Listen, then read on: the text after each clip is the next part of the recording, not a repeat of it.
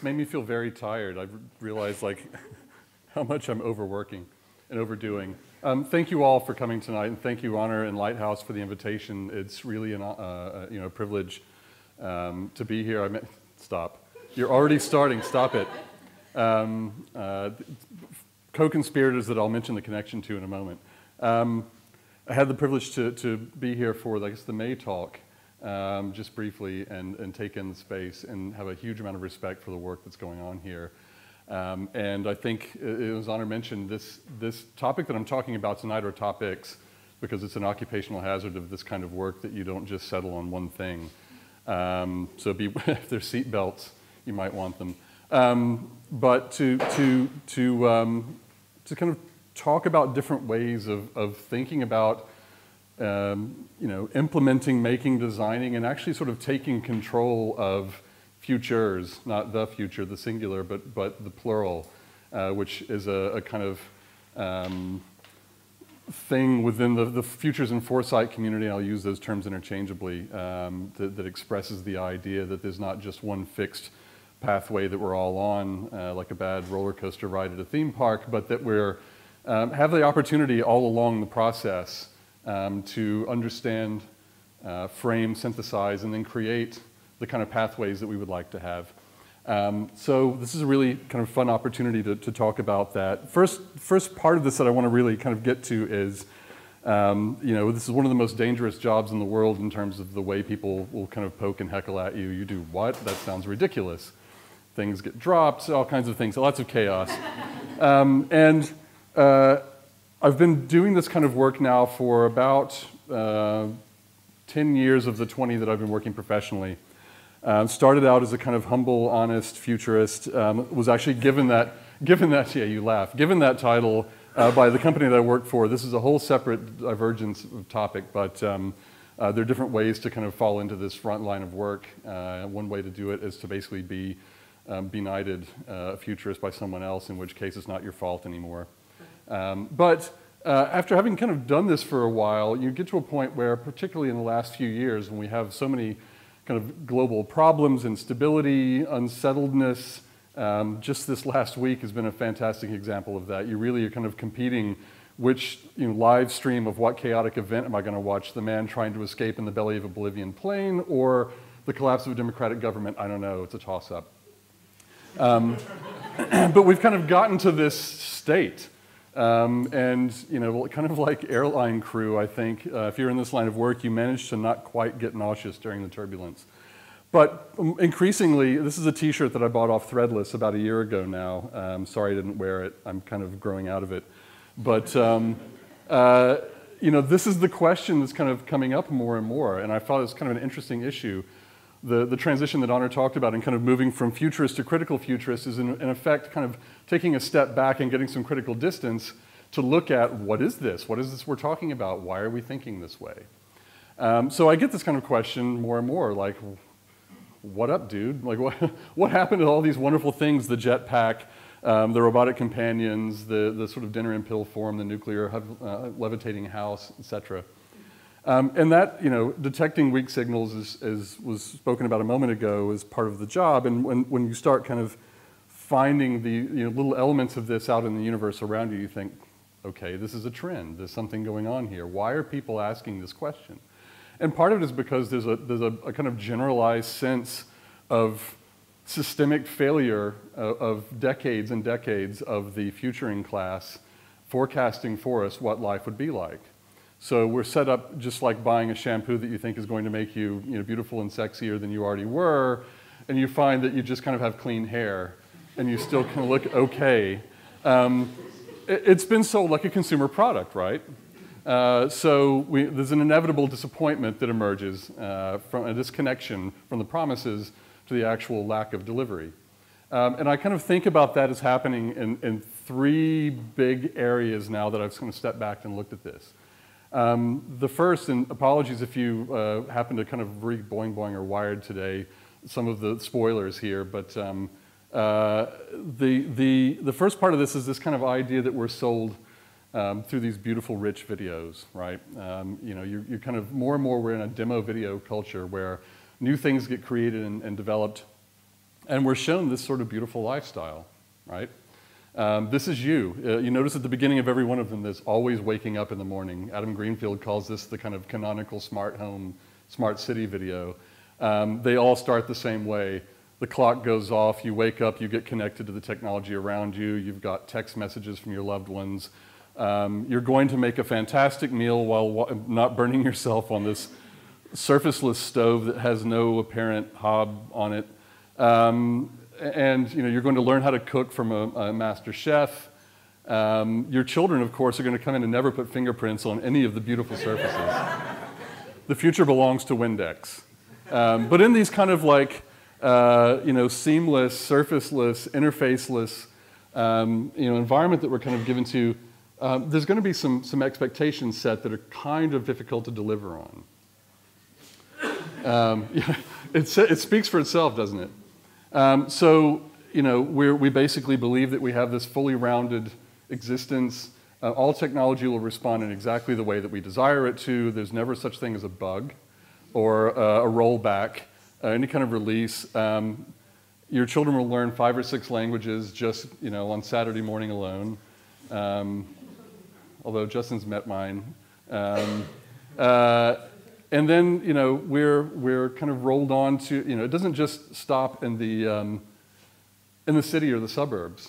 This vision of the future, this sort of seamless, beautiful vision of the future has actually kind of extended itself even into the tractor, into the farmyard. Like even the farm animals and the farmer themselves aren't safe from ubiquitous pleasure and seamlessness.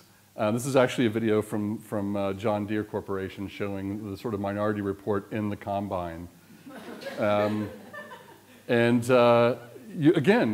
laugh, right? You laugh for a reason because you're looking at this and thinking, this does not reflect the reality that I live in. And yet, more and more of these are produced, more and more of these messages come out to us telling us that this is basically what we have to expect. So the expectations gap, I wasn't joking with you. The expectations gap grows significantly. I played that game in about 1984, I think. He has a roll of quarters in his pocket and he just keeps putting them in. And then, not even like, there are always animals involved, but this even kind of extends to the banality of buying yourself a car. This is last year's Chevy commercials, the big campaign, I think, in January. This is not the whole thing, but when you come to the point where, sentient robotics kind of get down to pet level and they're in your house and they're in your car with your child in the back seat and they're nuzzling a deer, which in the future will be comfortable enough to come up to your car because why not? What have we ever done to deer and wildlife? This is kind of like track one of problems that we face. And we all see these, every few days even, there's probably some new demo video kind of put up. My good friend Noah Rayford, who some of you here know, has a great kind of term for this, and it's thin futures. We're being promised thin futures, and he kind of takes that in contrast to thick futures, in the same way that Clifford Geertz, the anthropologist, talked about, sort of contextualization of the world. And it's difficult from an anthropologist's point of view to really understand, empathize with, describe, and make sense of people's lives if they're simply kind of viewed as a thin wireframe, as a cardboard cutout sort of pop-up. So we are kind of increasingly surrounded in this world of thinner and thinner futures kind of being served to us, diluted like, breakfast. Here's your oatmeal, here's your porridge, go eat it and be happy. And it kind of takes us to this, this world of, I think the only way to really think about it is flat pack futures. I was standing in an IKEA one day and just sort of realized that it's sort of like Fight Club, that you're being a futurist is like Fight Club. That we're basically we're given the option to walk up to a shelf anywhere in the world and select one of 5 sizes of futures that's been manufactured just for us, that's been analyzed to the nth degree by an MBA. The price has been reduced to the absolute minimum. The innovation has been squeezed out of it, and it's basically given to us to go into our fairly generic home, and all we really need to bring to it is a hex wrench. All we have to do is hope all the parts are in there to our future, and then we self-assemble in our own lives. And I think if you kind of think about it in those terms, that's basically what's being sold to us coming down this pipeline. But, you know, like a bad meatball with a little trace of horse in it, it's difficult to kind of get the experience that we fully expect in all of this. So, you know, this is kind of problem number one shaping up, is the distance between, you know, what we were told it was going to be and what's actually occurred. And so what's kind of missing in all of that, you think, well, I can go to IKEA, I can pick the product myself. It may actually be, you know, one of 100,000 Billy bookcases in this suburb, but it's still me. I'm doing that. I'm making the choice. But more and more, you start to kind of look at the roles of people in these kind of scenarios that are being shown, and you find that that's kind of seeping away, and that kind of implicit in these sort of models of seamlessness and perfection. It's not on this one, it's actually on the next. You can almost see where the guy's lab test results have come back just the way he wanted them to. And everyone's on time, all meetings don't run over, there's never a problem at home, your children won't call, etc. Our agency as human beings gets kind of stripped out of this process. We're no longer asked what we would like for it to be, other than through sort of focus testing and you know, market research. If you're lucky, there might be an ethnographer involved and a designer talking to a futurist, but chances are very, very slim that that's actually happening overall. So we find that the more we kind of see these depictions, the less of us there are actually in them. We actually just become another piece of kind of moving furniture in these environments. And also as well, you think about things like, this is from the original video demo of Google Glass. How many of you have seen that video? Wow, I would have thought more of you would. Everybody wants it. But you know, there's only ever the kind of wonderful weekend, right? With a beautiful partner and a child, and then when you swing them this way at the birthday party, they won't let go. No one ever ends up in the sort of you know, A&E. But there's this great article a couple of months ago written by Timo Arnal, who's at Berg now in London. Some of you may know him, and he wrote an article basically called No to No UI, No to No User Interface. And he was kind of attacking this problem from a slightly different direction of interaction and experience, but I thought what he kind of said about it and sort of what's wrong with it really resonates with those of us kind of standing on the future side as well, and that's that all of these depictions that were sort of shown, they become folk theories. They basically lure us into thinking this is how things are going to be. They therefore obscure our understanding of the mechanics that are happening behind these futures, the interaction between forces out there in the world. If it's all kind of hermetically sealed up and delivered in plastic, we're not even given the option to know what pieces came together to cause this to happen. And so we become blind not only to technological development, we become blind to economics, we become blind to cultural change and social change, other than on a very superficial level that's easily satisfied at that point by liking a cause on Facebook or something. And we feel comfortable enough being armchair experts watching a coup d'etat in Egypt on Al Jazeera streamed on the web, but we're not really digging deeper to understand how did this come about and what are the possibilities, where could this take us? What unanticipated futures might we face? So that's kind of problem silo number one of 3 that I'll talk about, and there's really 4. The second one is this kind of emerging idea of, well, okay, we know we have problems. What are we going to do about it? How are we going to go about sort of solving these issues? And of course, being good innovators and engineers and business people, folks in California raise their hands and say, we have the smartest people in the world. They're all here in Silicon Valley or in Silicon Roundabout or whatever your sort of Silicon geographic feature might be. But we have this amazing concentration of PhDs. We have geniuses. We have the power of algorithms. The cost of computing is falling dramatically. We can continue to throw hardware and wetware at this problem and solve it. And so you get this kind of initiative that Google calls, this is their Solve for X program, but it's a phrase called Moonshot Thinking, Moonshot Innovation. Some of you may have heard this being used. And there's a big debate right now on the edges of the kind of futures and innovation field where those two pieces come together around maybe if we're going to kind of recognize and define these so-called wicked problems that are happening on a global scale, the only way we can deal with them is like superheroes. The only way we can deal with them is basically to reinvent the Apollo moment. The discovery of DNA, these kind of epic moments, and particularly in 20th century history, but before where we throw people power and brain power and our finest minds at a problem and solve them that way. But I stepped and sort of listened to this and I thought, well, that's, like these kind of interesting video demos, there's something to that, but can we really afford to put all of our chips on one organization or one group of people or one culture's willingness or ability to solve a problem? Do we really want only engineers, attacking things and taking this on? So, and there's also a bit of kind of historical revisionism. It has nothing to do with liking or disliking engineers. Most of my friends are engineers, but it has to do with trusting everything to one discipline in this case. But it also has to do a little bit with kind of how we think about history as well.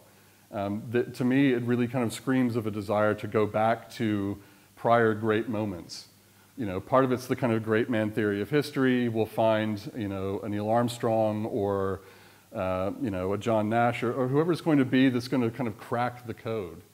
And this is particularly kind of prominent in the States, and I sense that it's kind of leaked here as well. This, the kind of Bletchley syndrome. If we just put enough people at it, we can find this. So, but I don't see agency in there as well, because we've basically said, okay, we're going to tick the box and let the smartest people in the room take care of the issue. Come back to us when you've solved the problem for me, and I think I might like it, but I'm not sure. And if you scratch the surface at all of what some of these larger organizations are doing in terms of engineering, technology, the Googles of the world, to be honest and candid, you might not like all of the kind of ideology and intent that's wrapped up in that. It's not simply a case of do I like their social network or their tool, but do I like why and how they want to do this, and am I willing to go there with them if they can't really kind of keep my inbox going. So that's number 2, is the moonshot kind of fallacy. Number 3, I think, is this sort of increasing celebritization of the big idea. It's a slightly different take on, I worked on this for a while. I could not get Chris Anderson in a white suit. But it just occurred to me sort of thinking about your average, both one named conference that will go unspoken, and I was thinking of the Elvis 68 special, Don't Ask Me Why. With the giant red letters behind him. This is the kind of intellectual comeback tour, right? That again, we've sort of created another industry out of packaging and productizing a big idea that a really keen person can kind of tell us about in 20 minutes holding the invisible watermelon on stage. But again, you pay, what, $4,000 or $5,000? How much is TED nowadays? Just for the kind of big show? To simply sit back and watch somebody sort of give you 20 minutes of an idea, which itself is probably a highly valuable and interesting idea. Many, many years of contemplation have gone into it, but we're now sort of moved away from this blackjack table to this one and said that we're willing to put all of our money on this book, on this person's 20-minute talk about a cure for an incurable disease or an ability to get, people, an amazing supercut of TED audiences. There's something Adam Curtis about this, and I don't know what. So that's kind of, that's the kind of big 3 problem stack. I have a separate kind of discussion about the quicksand of science fiction as well, I think, is another area that could be sort of examined, and I'll take that up kind of after the fact because I want to keep moving.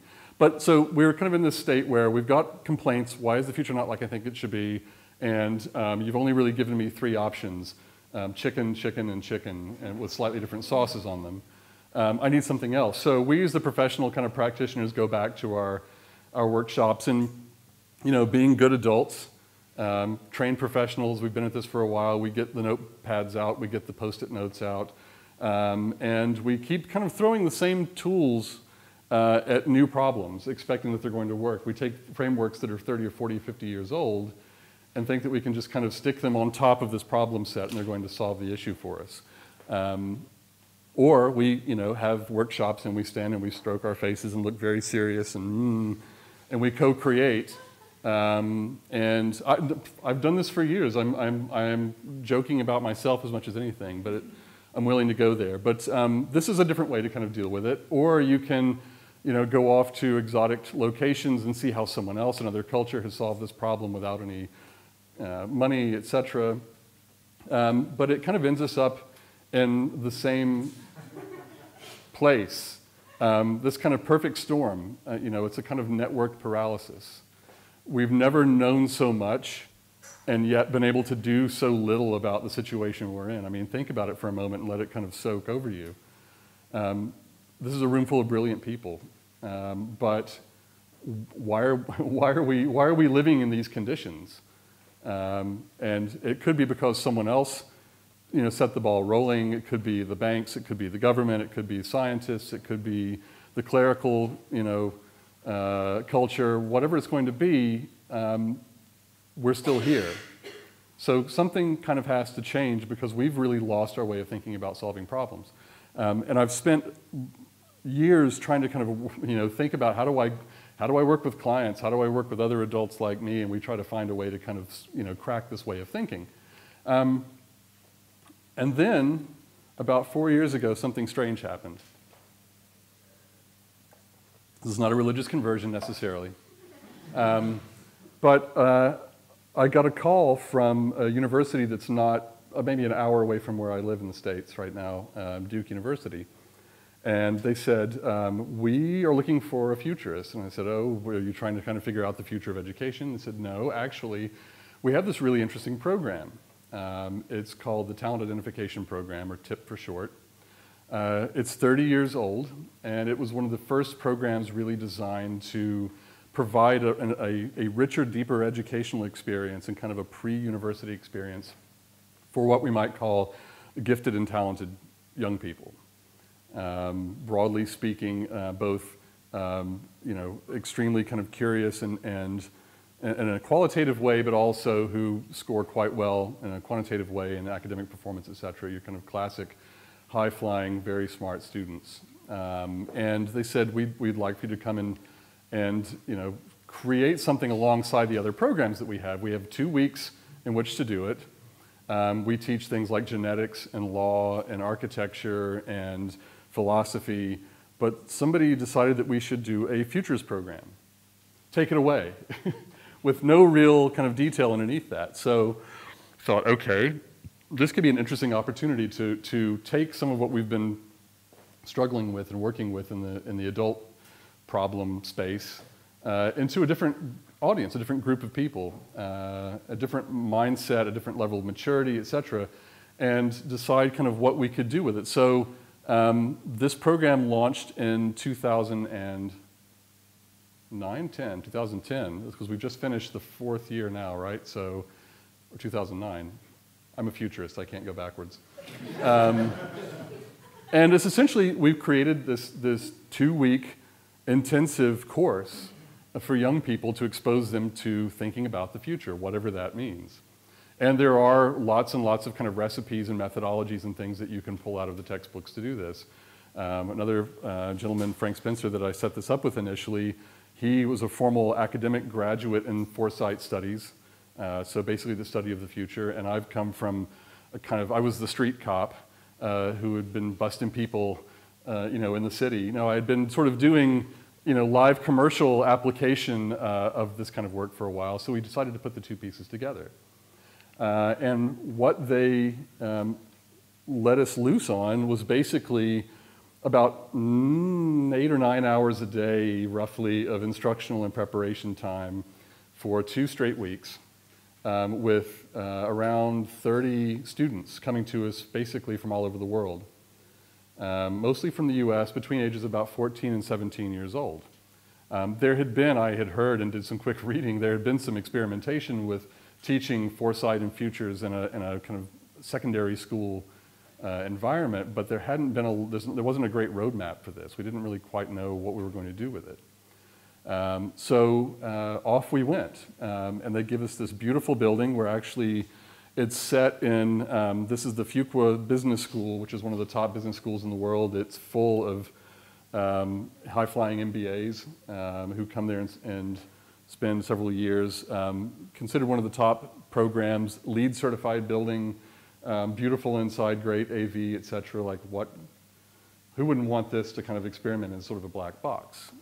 So what you can't see there is the fact that it's, do the conversion for me, Justin, 105 Fahrenheit, 35, 40 C during the middle of the summer in North Carolina, and probably about 10 inside because of the air conditioning. So we have 2 weeks, and there's no one there. There's no adults there, with the exception of the kind of administrative staff. We can basically roll this as we sort of see fit. So what we came up with, I said, why don't we just take them through what we do as a normal practice in the real world in terms of how we solve problems that real organizations bring to us. Where's the sense in simply giving them a kind of theoretical basis with no affordances to grab hold of, no handles, no applicability?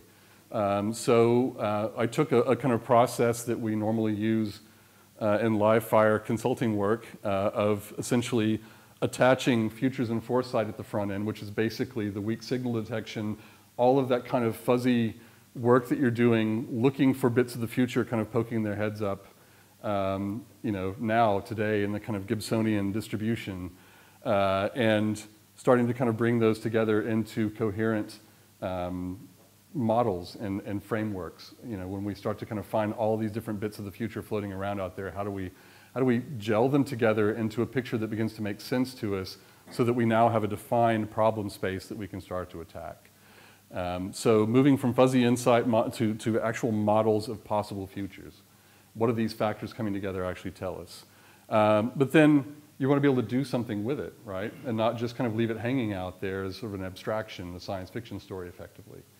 So we kind of move them into an innovation phase. I would argue that innovation is equally a fuzzy term as futures and foresight. I'm not really sure what it means today after all these years, but I do know that it's where we start to kind of go from a realization of a possibility to putting it into a bit of a kind of grinder to start to kind of shape and form it.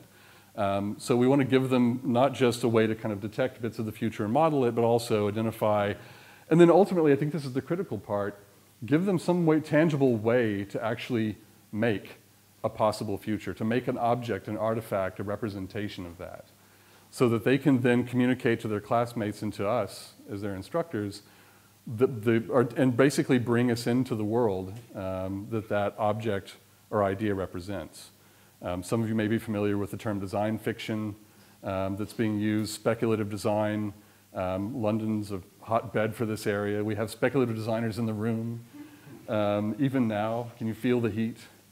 But it takes us from loose pieces, kind of not really arranged, down to something we can actually do something with. So we began to kind of turn this into a sort of methodology and a general kind of approach that went in a direction. Again, there not being a kind of cookbook or recipe for this anywhere. And one of the first stopping points that we achieved with them is to basically have them come in, because most of the students will say, I don't know what you're talking about. My mom signed me up for this. This all sounds really interesting, but whatever. And we basically say, so why don't we start by actually having you write a story of where you think you'll be. What is your life like in say, 2025? What world are you going to live in? And it's actually a really effective starting point, because it gets a lot of their kind of internal assumptions, their worldviews, perhaps one of those silos we talked about a minute ago that they might be stuck swimming around in, someone else's vision of the future that they've adopted, because it seems like the thing to do when you're 15 years old is say, I'll take number 2, please. And we have them kind of write those stories for us, and they're actually really fascinating. Right off the bat in the first few hours of meeting these students, they're kind of opening up. I don't think they realize sometimes they're opening up their kind of own internal aspirations and desires for the future and expectations and biases, et cetera. And then we have them actually start to build some prototypes of things that would exist in that world, to immediately get their hands into something tangible and made and physical, and not just have this kind of swirl around as an idea. the patron Saint Bruce. Justin Picard, who's in the room, has been an instructor for the last 2 years. It feels like a decade, but it's been 2 years. And 3 instructors, basically 2 instructors and a teaching assistant, essentially fly this plane for 80 hours. It's basically like going around the world several times with a couple of naps and some water breaks in between. And we begin to kind of give them the initial tools and methodologies and understandings that they need to begin to make sense of things.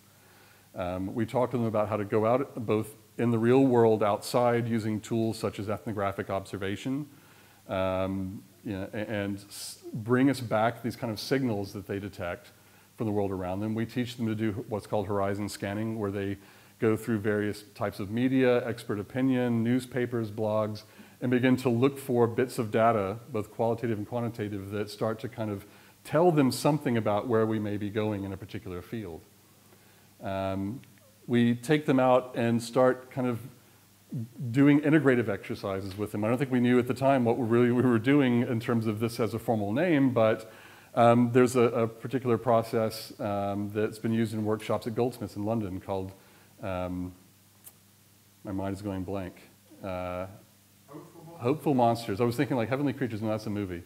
Hopeful Monsters, jet lag, where they take basically 2 completely unrelated objects and are asked to kind of deconstruct them completely, get them down to their base kind of characteristics, their purposes, the places that they work, and fuse them together into something completely new.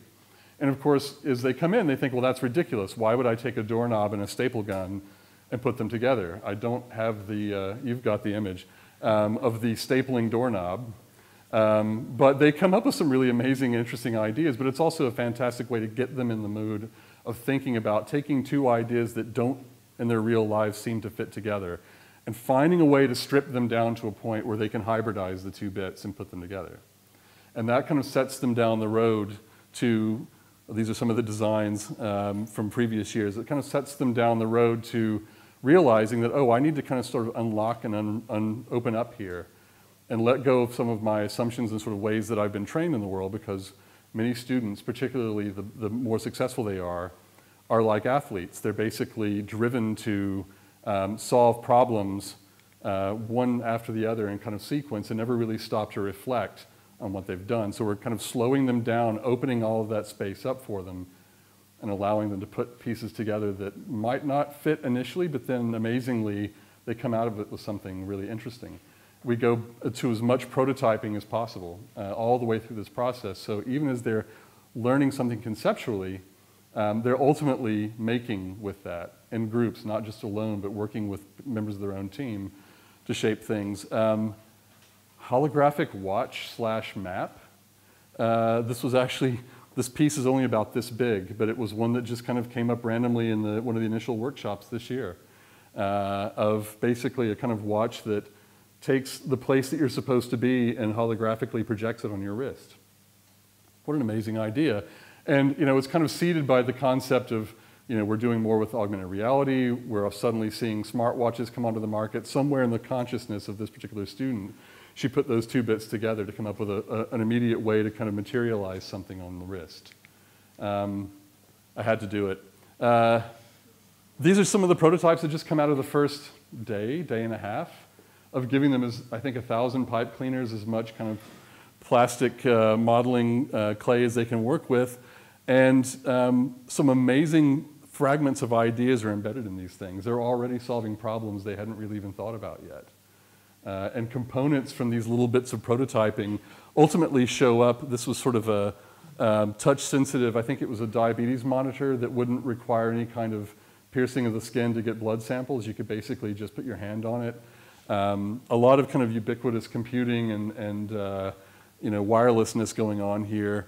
But ultimately really fascinating bits and pieces that are also kind of fun to do, but it continues to kind of draw them down this line of prototyping that they get deeper into. Really neat thing happened this year.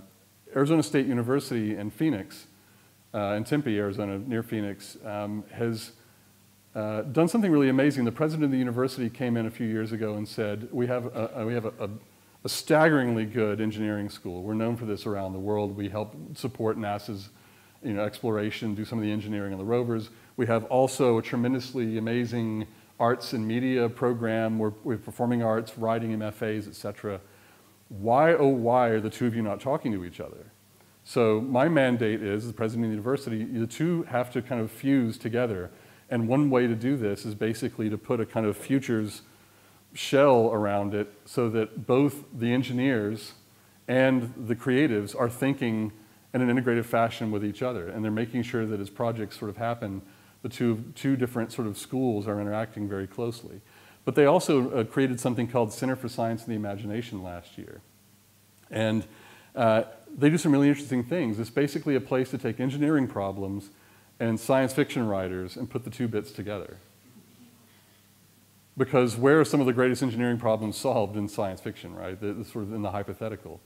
This does start to kind of wander a little bit into that moonshot innovation area, but in a very kind of creative fashion that shows us the power of narrative, most importantly. The power of being able to tell a story is a means of getting around roadblocks conceptually when it comes to solving large-scale problems. And so Ed Finn and Joey Esrich, who work at Center for Science and Imagination, were kind enough to Skype in and basically run a short seminar, I think on about the third or fourth day this year, having the students go back to that idea of writing science fiction stories, but now they've moved on, they've learned some technique and tools, their minds in just a few days are already opening to the possibilities, and they get deeper and deeper into it. Intel, for example, has run a competition for the last few years doing just this. They take advanced technologies from Intel R&D, and they take people who can write stories, including students, or do graphic novels or whatever, put the two pieces together and find new ways to help us sort of contextualize things that don't exist yet in our world, and thereby possibly discover ethical problems as well as engineering problems. How has the context of our world changed when you inject this into it? Never in their lives before have they really had to be systems thinkers. If you're a young student today and you think you're going on to a promising university and then beyond that into a great sort of professional career, you've, again, seen the world as kind of a straight line. It's a high-speed rail, basically, that you stay on. Those do exist. We take them and break all of that apart and say, let's start to think about how systems work, how pieces interact with each other, how the dynamics of complex systems kind of interrelate. And they begin to see all of the pieces inside problems. They begin to see that one action has a lot of other consequences, potentially. They begin to see the interrelations in a city, for example, and how people, law, water, religion, all of these things can kind of interconnect in ways they've never seen before. And by being able to visualize that, they can open up and kind of excavate these bits of problem that are kind of hidden inside. And we spend a tremendous amount of time with them. There's no way to get around Post-it notes, right? A tremendous amount of time with them in these courses, having them build bigger and bigger future scenarios and bigger kind of worlds that they're existing in. Again, both to help them learn to negotiate amongst themselves their own individual visions, but then also come to a common understanding and then solve a problem collectively, and not just run off, come up with a big idea, bring it back and say, problem solved, we're done. And it teaches them to kind of slow down and be deliberative about these things. But with all these tools and things, we need to start kind of dropping other interesting bits of content into them. So we start to talk about topical issues. In this case, this is an example of last year we had one module on space. Introducing them to basically that the space is not just a place that NASA has vacated, but that it's a place where all kinds of new and amazing things are happening, that university engineers are raising money on Kickstarter to basically launch picosatellites into orbit around the Earth. That you can, for under $2,000, build yourself a satellite. And the reason we talk about topics like this is because it draws a direct line back to them. We're not telling them about the greatest things that are happening in aerospace R&D necessarily. Those do come into the conversation. It's important for them to see a pathway for themselves to these fascinating areas that they may have been interested in, but never in a million years thought that they might be able to, together with two other students, build something they could launch and put into orbit. Something as small as a smartphone, basically. So by taking those, that we then kind of get them to think about, how do you actually turn that into something? How do you turn it into something real? How do you deal with models of innovation that happen in large organizations? How will you grasp things in a world where innovation is coming from the bottom and not from the top, where it's not dictated by the corporate CEO, but it's actually emerging from parts of the world that you have little experience in? And we take them through those sorts of processes. A really critical part of this is to expose them to people that they could be in just a very short period of time. So for most of these years, we have identified a small set of 4 to 5 young, rising professionals working in different spheres. This is Ariel Waldman.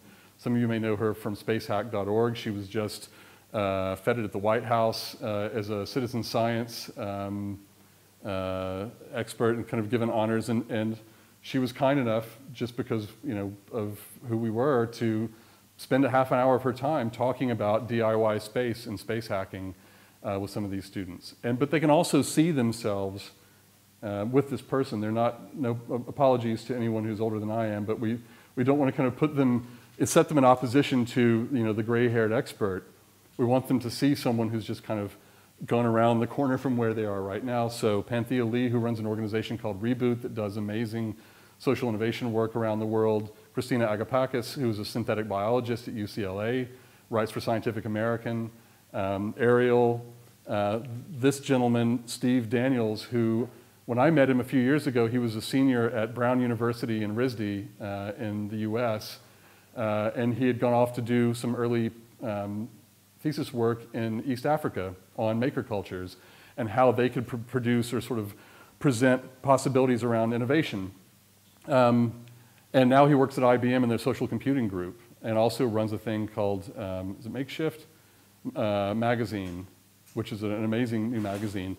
So, but that takes us kind of out of the science and engineering and sort of into sustainability issues, spending time with them talking about what's happening in the world around us in terms of the environment, energy, resources, et cetera, to make sure that they kind of see the whole picture. And then this is them, this isn't us. They come back to us with messages like this within about a week. They realize the epic scale of the situation that they're facing and the types of solutions that they create. So they set about doing things like building small quadcopters that can identify garbage in the city at night that can then be picked up by an equally small robot that they design in CAD. And actually, there's a video that I don't have where they managed to kind of green screen themselves into a live demonstration of these robots working. Nice. We get them talking about implications. This is one of the most important issues for them, I think. Understanding that actions have consequences and decisions have implications. And so when you decide that you're going to do something, there could be second, third, fourth tier implications that you hadn't even anticipated before. So getting them kind of ahead of the anticipation curve. Having them negotiate in groups and a lot of give and take. And you can sort of see the dynamic that's taking place here. There's none of that coming from us. They immediately kind of form themselves up into these in kind of consultative groups and begin to hash through problems in ways that absolutely blow our minds as we're listening to them. Starting with a future and modeling our way backwards to where we are now to figure out how we got there. It's not just enough to do a forward-facing forecast, but to be able to do something more difficult, like why are there 1 billion people on the US East Coast in 2022 and how did they get there? Making them work out the pieces of that puzzle backwards to where we are today to help them kind of understand all the dynamics of causation. And then stepping them forward to a kind of creative process to be able to communicate to us what they found. This was our space group from last year who basically, with a very short kind of run-up in terms of research, developed an asteroid mining probe that basically used biomimetic processes to suck cobalt out of the center of an asteroid, and it was cobalt-60. They had worked that out. They knew exactly what they wanted because of its energy generation properties, and that it would basically self-catalyze inside the probe and wirelessly transmit energy to satellites around it. Who needs moonshot thinking when a group of kids who've never met each other before can come up with that in a week and a half? And it's actually kind of viable. Like I would expect there to be, there was a business plan behind it that, by God, Jim, it could work, you know. building amazing bridges to not only get people from one side of the river to another, but also to clean the river and to generate power and do sort of multiple things with one piece of engineering. Again, having never looked at this material the week before, coming up with it. And one of the joys of this program is walking in and seeing things like this on the whiteboard that I still can't tell you what this membrane is, but it does kind of warm your heart when you come in the morning and see that and you think, okay, we'll see by the end of the day what the actual membrane is. We had shown them the RSA animate videos, and somebody asked me a few days later, do you have a flip camera that we can borrow? The next thing I know, they've, having never done anything like this before, basically fabbed up a camera dolly and start doing their own stop motion animation, which is spectacular. I walk by and see this going on and think, oh, that's not going to work. And then they show you the finished product and you think, I need to retire now. I'm the one who's not working. So just some more kind of images of them, in the second week of the program, basically working in these studio environments. And having it sort of be like a laboratory for them, basically giving them as much white space as possible. They would have never seen a surface this big to fill with their own ideas. And they walk into it and kind of get, motion sickness at the idea that there's all of this blank space. But once they kind of latch on, it's amazing what they can do. And this is working out the ability to inject nutrients into clean water to deliver only to pregnant and expecting mothers in Dharavi in Mumbai. I did not give them that brief.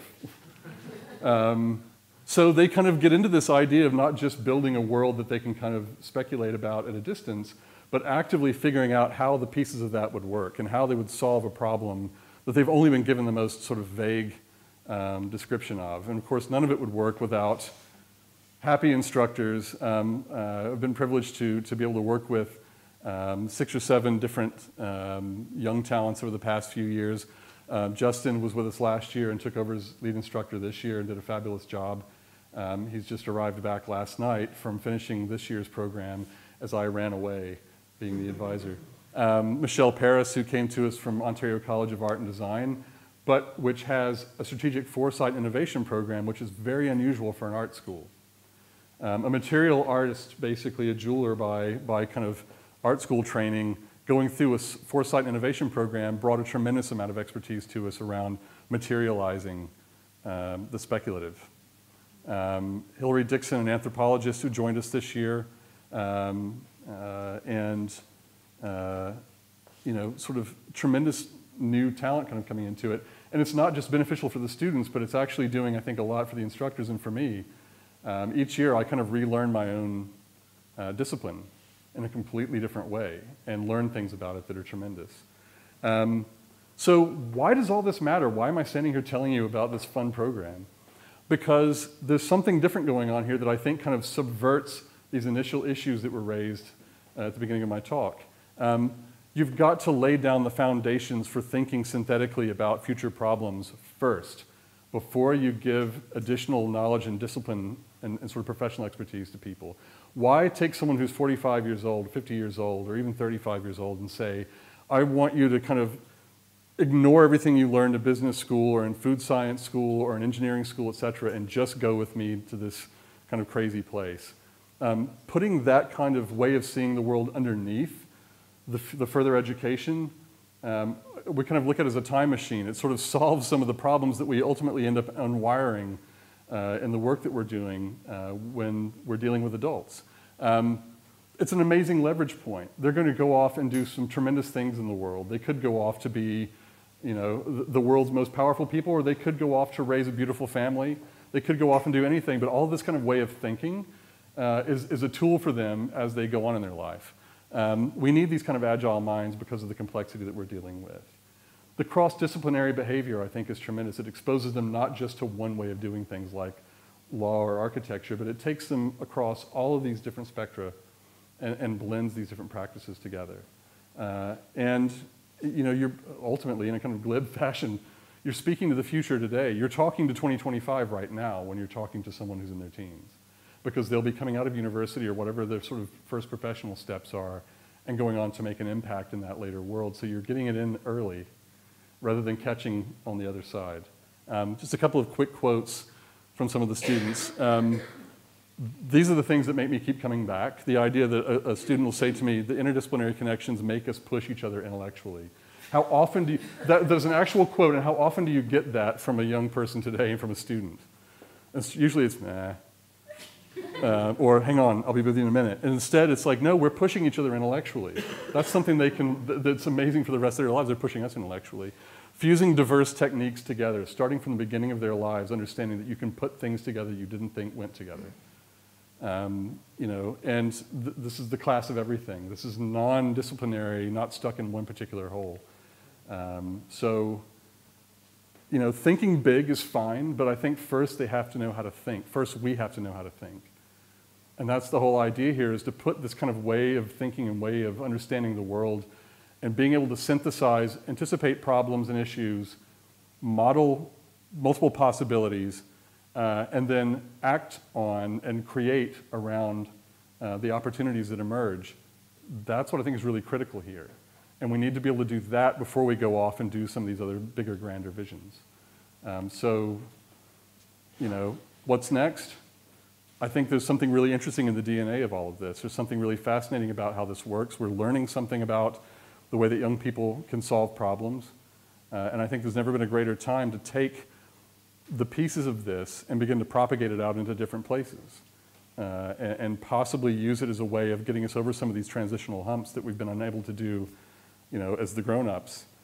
Seed these kind of skills and capabilities to young people now, so that they might be able to untie some of these knots that we can't untie. Thank you.